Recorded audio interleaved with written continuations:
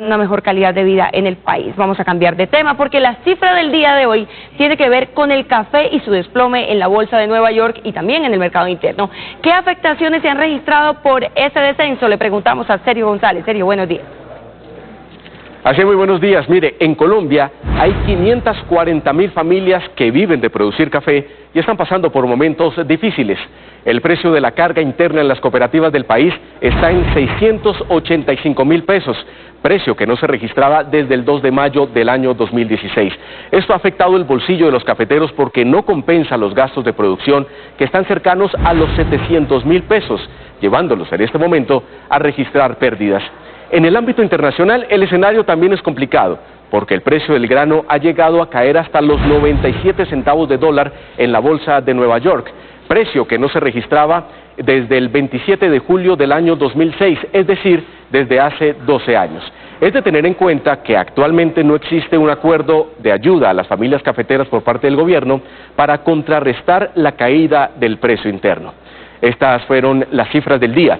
En Noticias RCN.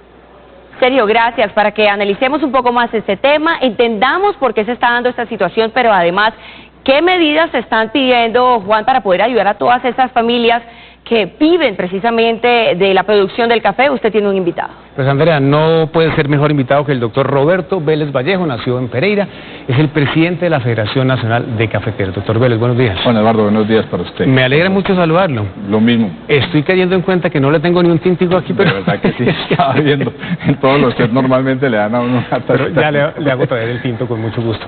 Doctor Vélez, hablemos del precio del café. Ya veíamos este informe que nos presentaba Sergio González. Está por debajo de... Se ha bajado el precio fundamentalmente por debajo del dólar, la libra. Esto no ocurría hace más de 10, 12 años. Creo que está sucediendo con el precio porque la situación es preocupante. Juan Eduardo lo dice bien, mire. La preocupación es inmensa de parte de las familias caficultoras. Este año tenemos una situación de oferta relativamente holgada, es decir, tenemos un Brasil que está produciendo la cosecha récord de su historia de más de 60 millones de sacos. Vietnam, que recupera su producción a casi 30 millones de sacos. Centroamérica se recupera de un gran ataque de roya que tuvo 2013-2014. Es decir, hay una buena oferta en el mercado, pero los precios han debido bajar algo, pero esa caída se ha venido exacerbando por el ingreso de los fondos de inversión internacionales que han venido vendiendo contratos de futuro y han llegado los precios por debajo de $1 la libra. Es bueno decir pues que esta no es una crisis solamente de Colombia, de las 540.000 familias cafeteras de Colombia. Esto es una crisis de los 25 millones de familias que cultivan café en el mundo entero. Porque a estos niveles de precio, Juan Eduardo, ninguna caficultura es rentable. Sí. Y le da uno la impresión, doctor Vélez, de que el problema es para toda la cadena. Para el que, como decíamos ahorita que hablábamos fuera de cámara, el que sirve el tinto, el caficultor, el que lo produce. Pero es que este problema es mucho más orientado hacia los cafeteros, porque los tintos no han bajado de precio. Si usted va aquí a la esquina, nadie le va. Si usted va a Nueva York, nadie le ha bajado un céntimo a la taza de café. Aquí pues hay un tema que es lo que nosotros hemos venido trabajando, que es un nuevo orden económico. Mire lo tan interesante, Juan Eduardo, en donde toda la cadena hable de un tema que es interesante. Nosotros lo hemos venido exponiendo: corresponsabilidad. Es decir, somos responsables los unos de los otros para que todos podamos sobrevivir y la cadena pueda mantenerse hacia el futuro. El café tiene una gran ventaja y una bendición, y es que el consumo de café mundial está creciendo y sigue creciendo del orden del consumo. El consumo, 2% al año. Entonces hay cada vez más y más demanda. Se necesita mantener una oferta que vaya a par y paso con esa demanda, pero a estos niveles de precio todo lo que estamos haciendo es desincentivando el crecimiento de la producción del café, y eso sería gravísimo para toda la industria. A uno le da la impresión, doctor Vélez, que hay una especie de vaivén de oferta y demanda, que eso es lo que tiene el precio ahí prácticamente chilingueando, pues. Sí, nosotros tenemos en el mundo del café una característica muy particular, Juan Eduardo, y es que Brasil tiene cosecha bienal. Una cosecha grande y el año siguiente una cosecha pequeña, una cosecha grande y una cosecha pequeña. Y este es un año de cosecha grande. Eso, pues lógicamente tiene los precios postrados, pero si uno lo quiere ver, y yo sé que es muy trabajoso de quitarse la angustia, pues el año entrante va a ser un año de cosecha pequeña. Entonces uno podría pensar que se viene una reacción de precios y que volvemos a unos niveles de rentabilidad en la caficultura. Sí. Andrea, usted tiene una pregunta para el doctor Vélez. Sí, doctor Vélez, porque usted precisamente está mencionando la situación en Brasil y usted ya ha hablado de la necesidad de que se tenga un diálogo internacional entre esos países productores. ¿Ese diálogo internacional sería con qué fin? ¿Cómo se pueden ayudar entre países para que mejore la situación del café en el país? Sí, Andrea, gracias. Mire, aquí lo que hemos venido proponiéndole, y le hemos venido proponiendo a la industria, es que nos sentemos entre todos a mirar cuáles son los problemas que tiene la cadena de suministro de café.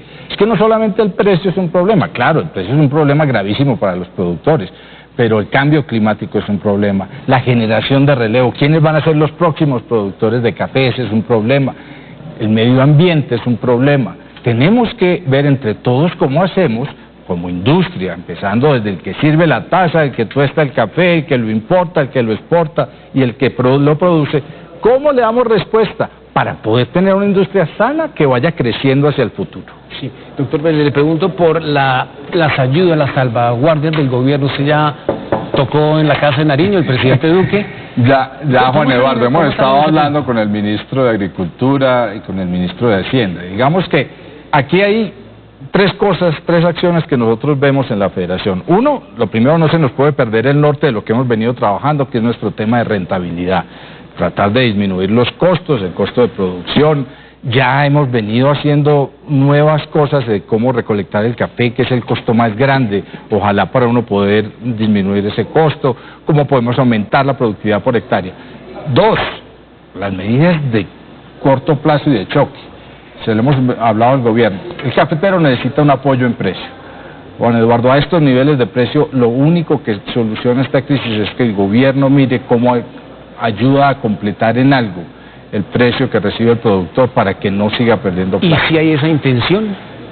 Pues nosotros ya se lo planteamos al gobierno. Yo sé que anoche hubo Consejo de Ministros y trabajaron este tema. Lógicamente hablaron de la reestructuración de la deuda cafetera, porque el cafetero, ¿con qué va a pagar deudas y con qué va a pagar intereses de deuda si hoy el precio no le da ni siquiera con qué comer? Y algo de fertilización, porque nosotros necesitamos mantener el negocio hacia adelante, no sea que el próximo año por falta de cosecha, entonces ahora entramos en otro ciclo malvado de precios de café.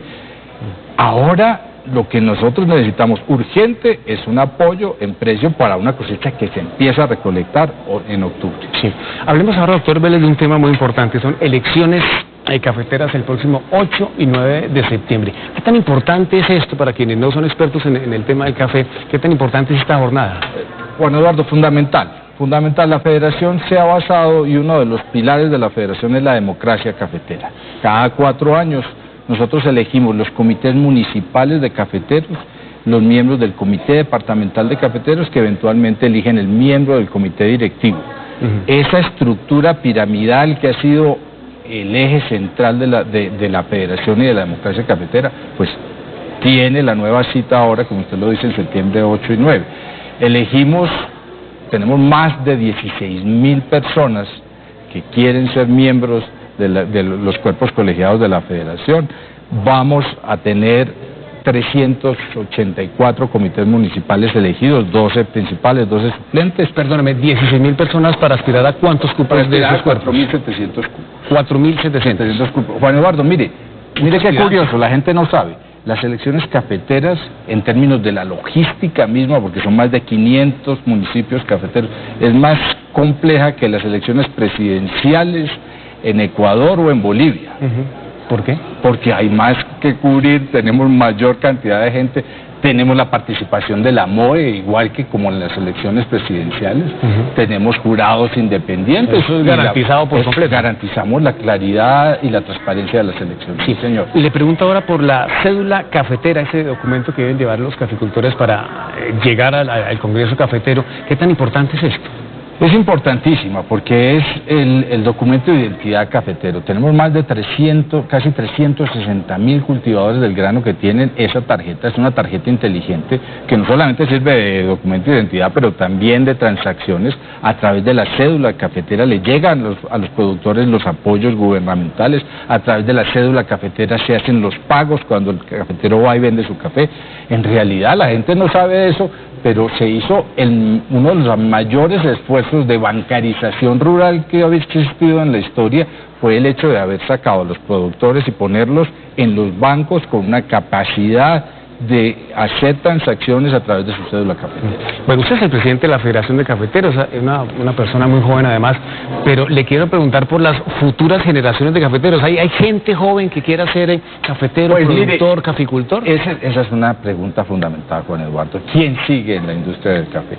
Yo lo he venido diciendo, lo primero es que tenemos que garantizarle a los muchachos, primero, un negocio rentable. Uno no le puede decir a un muchacho, y yo se lo digo a los caficultores, quédese para sufrir como sufrimos nosotros en el mundo del café. Tenemos que ver cómo les mejoramos la rentabilidad de la caficultura. Pero el año pasado, preocupados exactamente por eso que usted dice, tuvimos un encuentro en Chinchiná, donde trajimos gente de 18 departamentos, muchachos entre 18 años y 24 años, para que ellos nos contaran a nosotros, porque una cosa es lo que usted y yo nos imaginamos que quiere un muchacho, otra cosa es lo que ellos quieren. La verdad es que los muchachos están mucho más centrados en emprendimiento, en mirar cómo le agregan valor al café, en ver el café como una industria, pero mire cosas que necesitamos proveerle, por ejemplo, a los muchachos. Conectividad. Y es un problema en las zonas rurales, Juan Eduardo. No entra el teléfono, no entra el internet. ¿Cómo le dice uno a un muchacho de hoy? Saludos al Ministerio de las TIC, por ejemplo, ¿no? No, de verdad, y yo estuve sentado con el ministro Luna y quiero sentarme con la ministra actualmente para mirar ese tema, porque las zonas rurales de verdad necesitan apoyo en materia de conectividad.